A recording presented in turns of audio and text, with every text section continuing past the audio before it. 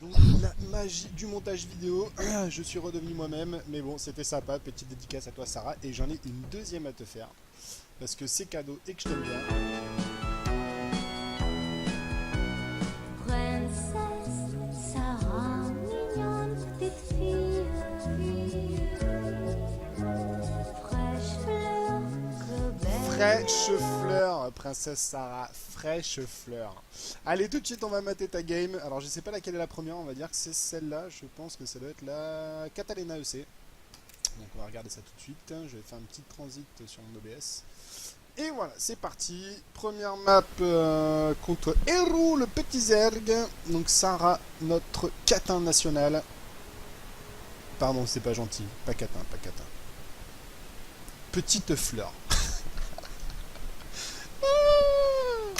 Bon, en attendant que ça déle, on aurait pu continuer le générique. Toujours caressé, Toujours caressé, Sarah. Allez, je coupe. Je coupe. Donc on a... tac, tac, tac. À 5 heures, on a le Zerg Héros de la team Epix. Voilà, un fraîche petit Zerg. Et de l'autre côté, on a le Protoss de Orcs, Sarah. Donc, hop, on va cacher ça. Hop, on peut pas le virer. Non, on peut pas le virer. On va regarder les incomes. Non, on va regarder la production. La production, je me rappelle jamais des raccourcis. Ne m'en voulez pas trop. Alors, je vais faire des petits rectificatifs par rapport à hier. On dit bien une probe et pas un probe. Ne demandez pas pourquoi. Mais enfin bon, c'est des probes. Voilà. On va dire des sondes. Ouais, c'est encore mieux. Des sondes. Des sondes, des sondes. Ok, pylône 9, ouais, enfin je veux dire pour l'instant, classique des deux côtés, le chrono boost. Derrière, ce qui m'intéresse c'est de savoir ce que va faire notre petit Zerg. Alors déjà, il est bien parti avec son Ovi, hein. Son Ovi prend déjà la bonne direction de la base de Sarah. Il va où avec son drone? Il va aller scouter de l'autre côté? Je pense qu'il a peur, peut-être qu'il scoutait, savoir s'il n'y avait pas un Dugget proxy. Enfin bon. Pool 14, ok, pas pool 15, pool 14, ça joue safe. Peur du, je pense, du Forge Expo. Côté Sarah, ça va être une Gate Expand, je pense. Donc, je veux dire, départ classique. Et ce qui va nous faire le cheese qu'il a essayé de me faire la dernière fois et qui a été plus que aisément contré, c'est-à-dire le Mazilot sur deux bases. Ah, croisement de la probe et du drone. Du drone. Donc c'est bien un drone. Alors la probe, qui va voir quoi? Qui va voir que c'est pas là, déjà. Non, ça c'est faux. Derrière le cyber, classique, on est vraiment parti sur une Gate Expo. Et de l'autre côté, on est parti sur 15 et 17 hatch. Non, 16, 15. 15 hatch. Qui a pris du retard, je trouve, hein, le Zerg. Ça m'étonne qu'il en soit qu'à 16 probes. Il a toujours pas lancé sa Queen. Qu'est-ce qu'il fait? Ah, ça y est, il lance la Queen. Il lance la Queen, le gaz. Putain, il est late, hein, je trouve. Alors, je sais pas si c'est stressé tout seul avec son novice et ça lui a demandé beaucoup, quoi. Mais au niveau des APM, ouais, c'est pas florichon, 140. Sarah qui décolle des APM. Sarah qui est chaud la braise. Alors Sarah, qu'est-ce qu'il scoute? Il scoute l'ensemble, il va se faire niquer, il va se faire sniper, même pas. Fail. Donc une Gate Expand, toujours pas de Mothership Core. Qu'est-ce qu'il fout son Mothership Core? Sarah, si vous lui n'avez pas le Mothership Core, tu me diras. Alors, l'adversaire qui a scouté quand même une Rax Expo, donc le Zerg, et qui ne prend toujours pas de troisième base. Donc ça peut être pressing sur deux bases, Rochidra par exemple, qui se joue quand même assez souvent en ce moment. La saturation des deux bases, et après on va partir sur Mass Rochidra. Donc 4 glings qui sont de sortie. Les 4 glings qui sont de la sortie. Une première queen qui va sortir, deux queens sur la B1, donc une qui va se faire le spread, voilà, qui va spread le mucus. Dire normal, quoi. Cependant, le Zerg, je le trouve un peu en retard. Je trouve un peu en retard. Une forge pour être safe. Et derrière, direct la robot. Donc une gate robot forge. Donc je connais pas ce BO. Je suis pas un spécialiste non plus de la race Protoss. Alors est-ce qu'il va micro-gérer? Il micro-gère. Très bien. Très bien micro-géré tout ça. Ah, il va tomber. Le Zealot, il va tomber. Voilà. La probe, elle va tomber. Est-ce qu'il va continuer son pressing? Ah, voilà, il a posé B3. Le Zerg a posé B3 parce qu'il voit qu'il est safe. Il va pas y avoir d'agression directe. Donc, Mothership Core qui va nettoyer tout ça. Easy mode. Et 4 gates supplémentaires. Alors, je crois qu'il, comme il contourne encore sur un gaz, ça va être... ouais, c'est ça. Avec le prisme, il va me faire le cheese qu'il m'a fait la dernière fois, mais qui n'était pas passé. Donc c'est 4 gates robots, mais la robot pour faire le prisme en fait, hein, juste pour le prisme. Et derrière il va balancer la masse de Zealot. La masse de Zealot avec quelques stalkers. Et normalement il devrait faire la recherche du +1. Ou pas. Bah ce sera ou pas. Ou pas. Alors Sarah, j'espère que tu vas mieux gérer que la dernière fois ton push. Sachant que en plus tu perds vachement de temps à vouloir scouter avec ton prisme, je sais pas pourquoi. Alors que tu devrais tout de suite poser, je pense, par là, direct tes unités. Et y aller quoi. Enfin je veux dire là-dessus faut pas réfléchir. Qu'est-ce qu'il va. Alors direct il attaque avec l'IMO. Donc il dépense son gaz dans les IMO. Et je pense qu'il va dépenser son minéral dans du Zealot. Hein. Bon le Zealot qui est pas là. Alors voilà, ça je comprends pas. Pourquoi tu scoutes avec ça? Sachant que là, tu es grillé à 10 km. C'est-à-dire que là, ton adversaire, il a capté. Hein. Dire, c'est easy mode de savoir ce que tu vas faire. Donc là, tu te balades. Bon, bah certes, ok, tu vas prendre l'info. Mais l'info, elle te sert pas à grand-chose, quoi. Oh putain, la masse de drones qu'il a envoyé. Oh, ça, c'est mauvaise opération pour le Zerg. Hein. Le Zerg qui a envoyé énormément de drones. Ce qui fait que bah, il va mettre énormément de temps à pouvoir produire du Roach. Sachant qu'il tourne sur 2 gaz. Bon, alors certes, il a une saturation de minéral. Il pose toujours pas de spine. Pas de spine pour le Zerg. Il a vu passer le prisme. Hein, c'est-à-dire que là, il sait qu'il va se passer quelque chose. On fait pas un prisme à 200 de minéral pour rien, quoi. Donc, le Zerg qui devrait comprendre. Et tout de suite, il devrait poser des spines, quoi. Je veux dire, là, faut pas perdre de temps, quoi. Autant jouer safe, autant, voilà, tu poses des spines tout de suite, quoi. Les vol chamber qui est posé. Donc, à mon avis, c'est qu'il va falloir faire des recherches, mais... bon, c'est bizarre. C'est bizarre. À mon avis, en plus, là, il va scouter que le Protoss sort, quoi. Ah ouais, c'est scouté, ça, non? Voilà, il a compris. Donc là, il a compris tout de suite. Il devrait poser au moins 2-3 spines, quoi. Il a 500 de minéral. De toute façon, il pourra pas claquer tout son gaz dans des roaches.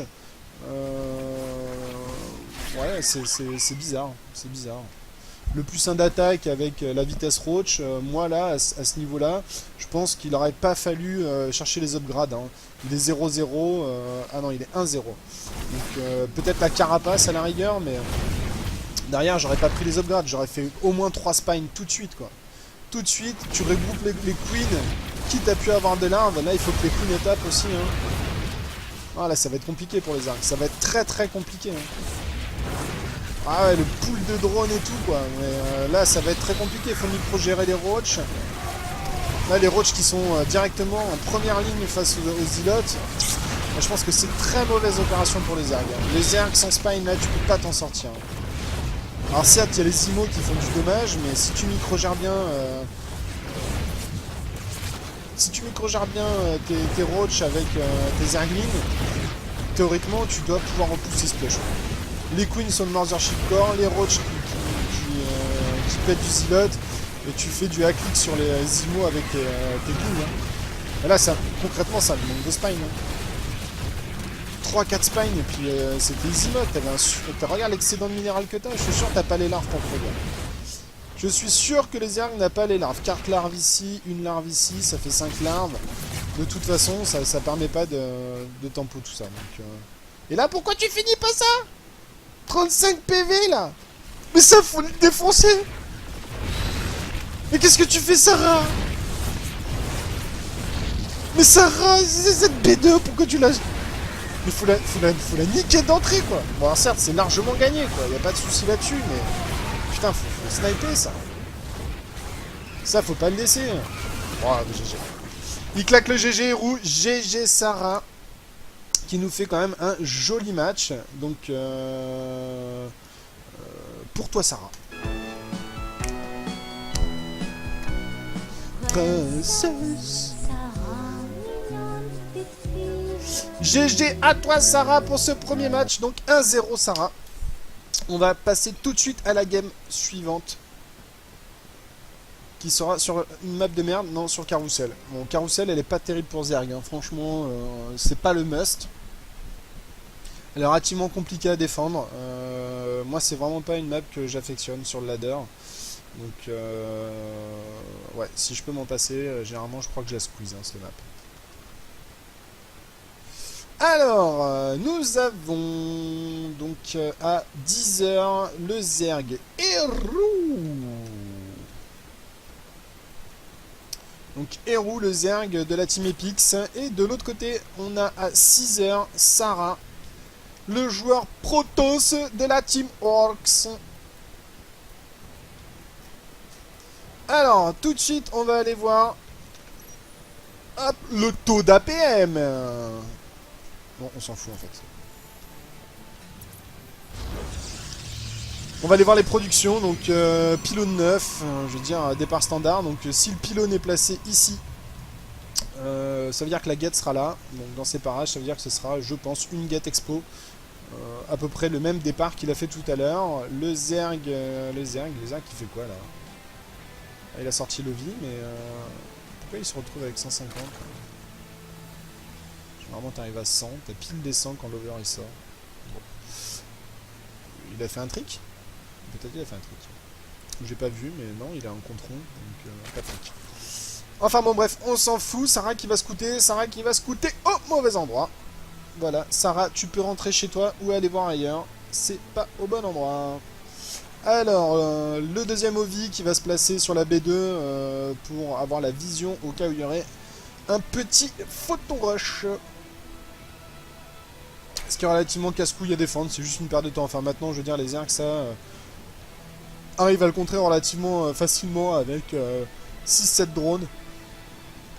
Ça se défend correctement. Alors, Sarah, qui à 16 n'a toujours pas posé de gate, ça veut dire que ça va être Nexus First. Oh là là, c'est greedy. Ça, c'est greedy. Ça, c'est greedy. Ça, on aime voir ça. On aime ce genre de décision. Prendre des décisions un petit peu greedy comme ça. Le Nexus First, avec la poule qui a été posée à 17, à 16. Donc de l'autre côté, on a aussi un petit peu greedy puisqu'on a fait Hatch First. Suivi de la poule, théoriquement on fait l'inverse, c'est-à-dire qu'on fait la poule après la Hatch, au cas où on se taperait un petit photon rush. Donc voilà, deux joueurs greedy, la forge qui est posée là. Ouais, alors ça Sarah, je sais pas si c'est voulu, mais théoriquement tu poses ton deuxième pylon light à forge ici pour commencer à entamer un wall. Je pense qu'il y a eu un petit oubli. Alors le joueur Zerg qui va scouter, qui va voir, qui prend toute l'information, est-ce qu'il va voir les gaz? Il ne scoute pas les gaz. C'est dommage. Parce que bon, je pense que l'information, c'est de savoir s'il y a un gaz qui a été pris, mais étant donné qu'il a vu la forge, bon, on peut se dire que ça va être un peu late. Double gaz pris à 20 par Sarah, je pense, pour mettre 2 drones dans chaque gaz. Et le petit photon rush qui va juste permettre de défendre. Alors peut-être qu'il y aura le zilot, mais il va être late. Il va falloir tout de suite poser le cyber.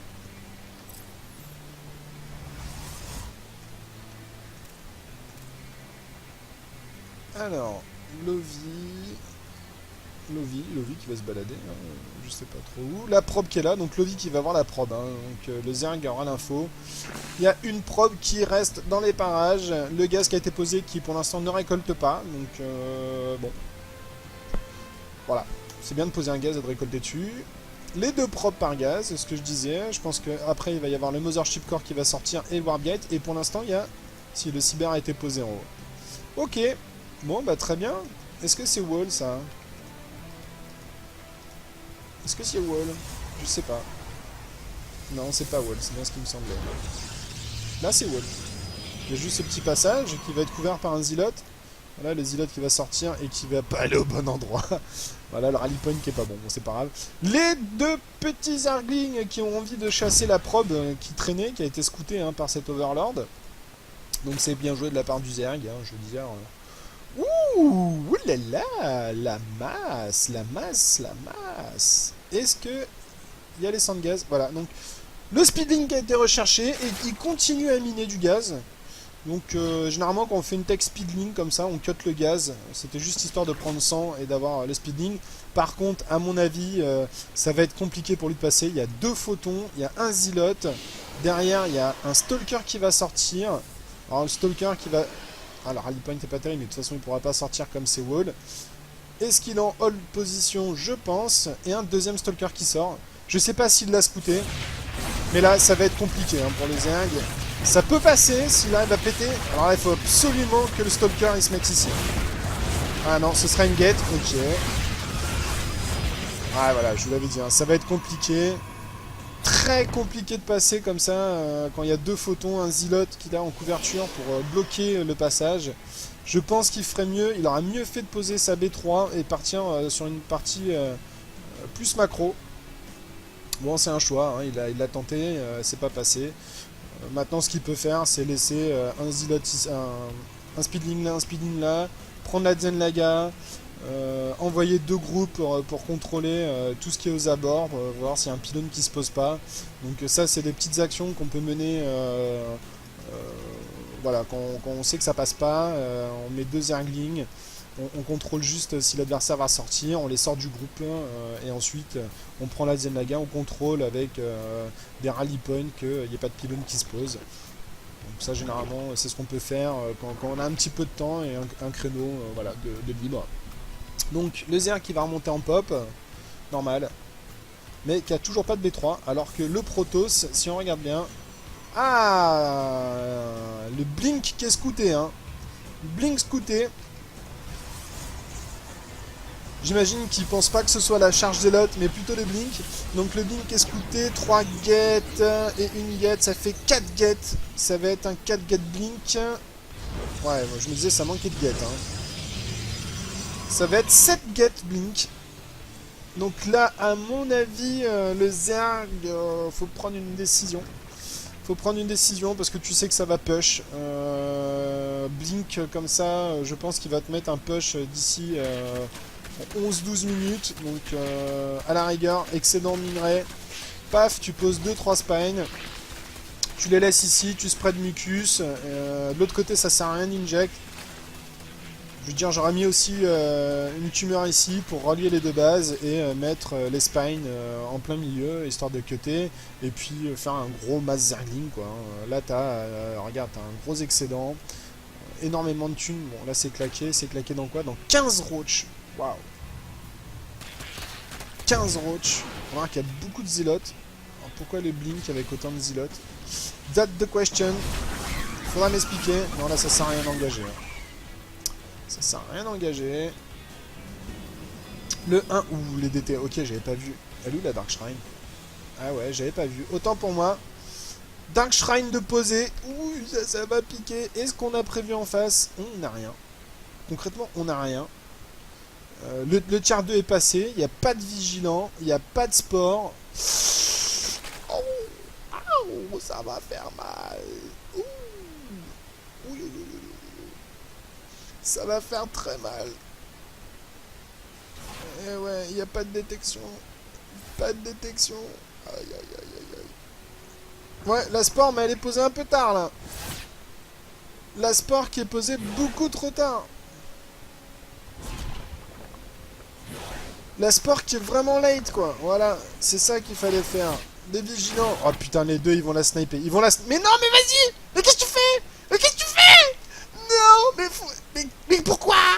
Mais faut aller la sniper, putain! Combien il reste de PV? 280 PV, mais il fallait snipe! Oh non, je suis déçu, là! Là, je suis déçu. Bon, les queens sont tombés, donc ça va faire beaucoup moins d'inject et beaucoup moins de larves. Mais quand même, quoi. Fallait sniper, là. Regarde ce qui reste. Ça faisait des larves encore en moins. Bah ouais. Là, c'était mort. Une fois que t'avais les vigilants, tu pouvais morph. Hein. Fallait morph arcon direct. Hein. Je pense que le Zerg, il peut défendre, là. Il peut défendre, le Zerg. Hein. S'il gère bien ses roach... Aïe, aïe, aïe, aïe, aïe. Ah, avec le blink, ça va être compliqué. Avec le blink, ça va être très, très compliqué. Oh putain, mais regarde-moi ça en niveau ressources que t'as. Où est le pylône, monsieur? Où sont les warps? Ouais, ça va être compliqué, là. Très compliqué pour les ergs. Et c'est pas non plus super simple pour le Protoss, hein. Là, Sarah, il y a des moves, je suis pas convaincu, hein. Je suis pas convaincu tout simplement parce que ça se snipe. Ça aurait fait, tu vois, 3 roaches de moins. Ça se snipe easy mode. Hein. Bon, ok, t'auras pété vachement de drones. Ça, par contre, y a pas de souci. Y a pas de souci, t'auras pété vachement de drones. Hein. 28 contre 44, bon. Ouais. C'est très cost effectif, y a pas de problème quoi. Mais 24 contre 44, c'est largement rentabilisé quoi. On peut pas dire, mais y a des moves quand même qui auraient pu sévèrement le mettre à genoux bien plus vite. Hein. Genre voilà, ça, sniper ça. Je sais pas pourquoi t'as bougé tes HT. Voilà, bon blink. Derrière, ok. Alors, au niveau des recherches, au niveau de la production, on a toujours du roach. Le plus 3, c'est ça, le plus 3, hein. Plus 2. Plus 2 d'attaque pour Sarah. Oh, bah là, ça va passer. Easy mode, par contre, t'as énormément de ressources. Avec l'excédent de minerai, il faut poser des 3 ou des gates. Une deuxième forge pour chercher les upgrades, ce genre de choses, quoi. Bah, GG, ouais. GG, Sarah. Un bon gros 2-0. Alors, pour faire le petit récapitulatif du clan War, j'ai casté 3 games. Il y avait aussi un 2v2 que je ne casterai pas parce que c'est pas très intéressant. Et un match qui a été free win pour cause de lag de l'adversaire. Le 2v2, on peut juste dire qui c'est qui est participé. C'est Osesk Alias, Full Frontal Inzerg et Lumirax. Voilà, le 2v2 qui est pas très intéressant. Donc une grosse win pour Orcs sur ce premier clan War. Donc on gagne 5-0. On n'a concédé aucune game. C'était un premier clan War qui était assez intéressant. Et un gros GG aux joueurs StarCraft qui ont remporté easy mode ce clan War. Donc GG à vous les mecs, j'espère qu'on aura un clan War incessamment sous peu pour continuer les VOD. Et on se retrouve au prochain clan War ou en stream, je communiquerai là-dessus. Sachant que moi, j'y suis platine, j'ai pas un super niveau, mais c'est toujours fun de venir voir les streams de SC2 et de voir un petit peu ce qui se passe sur la chaîne. Je vous fais plein de bisous, à plus tout le monde, et encore une fois...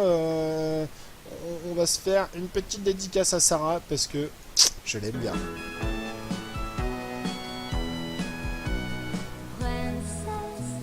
Sarah.